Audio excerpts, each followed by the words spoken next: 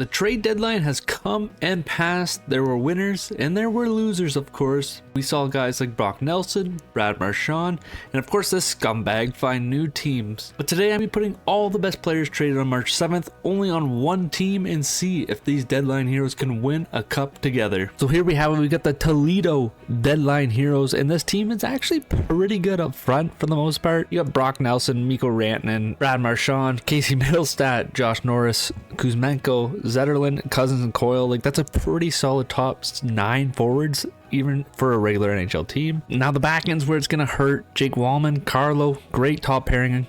Bernard Docker, Timmins, Luke Shen, and Henry Yukayaru. That's going to be tough. It's not going to be fun by any means. There was only one goalie traded on March 7th, and that's where this is going to really hurt this team. It was Peter Mrazek. I've got Vanacek as the backup because he was the most recent goalie traded besides this. Yeah, this is not going to be quite ideal for the back end situation. Now, as the season ends, this gang of misfits actually came quite well together. Mikko Rantanen leading the way with 90 points, 36 goals.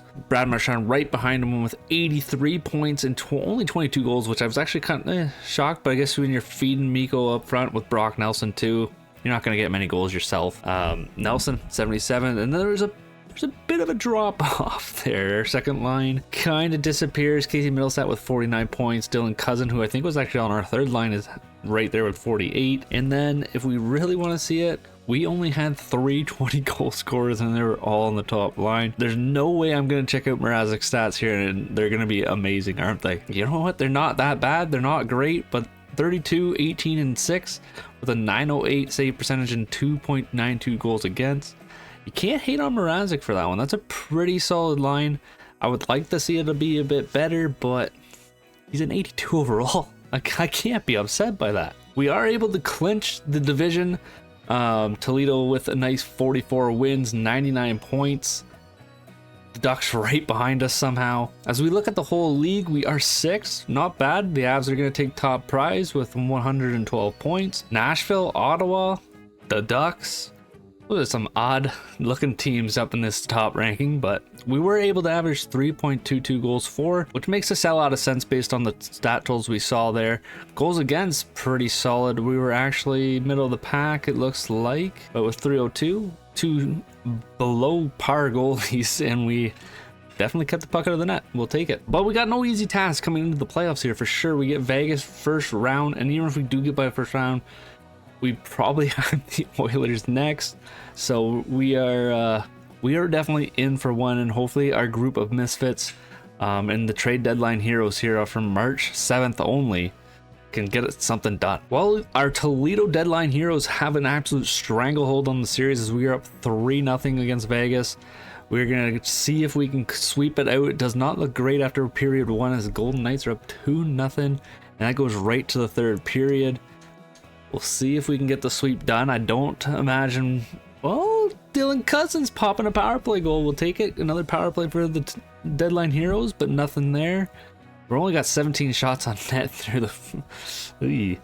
This is where the offense, it looks like it might have struggled all year long. Maybe not shooting the puck. It is very unfortunate. It looks like Vegas is going to keep this one alive for one more game at least. We won it on home ice. Mikko Rantanen, Beauvillier, who has somehow came out of a healthy scratch, is scoring a playoff goal for us. We're up 2-0, 2-1 going into the third period. Can we get this one done? The deadline heroes, Dylan Cousin again on the PP from the corner. Let's go. 14 minutes to go.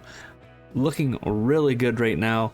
I gotta say, I will take this one. We get to the second round, hopefully, if nothing goes crazy by any means.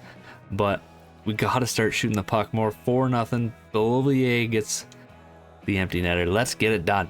Well, just like we predicted, we are getting the Edmonton Oilers in round 2.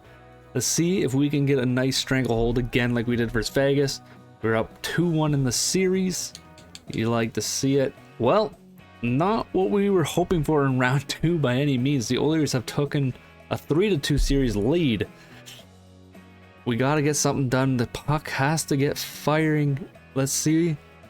McDavid taking a 1-0 lead here.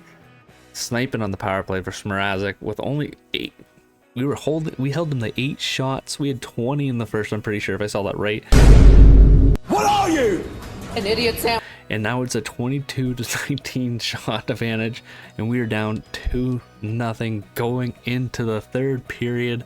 Can we make this a game at least? It does not look like it's going well here. The Oilers, Darnell Nurse making it 3-0.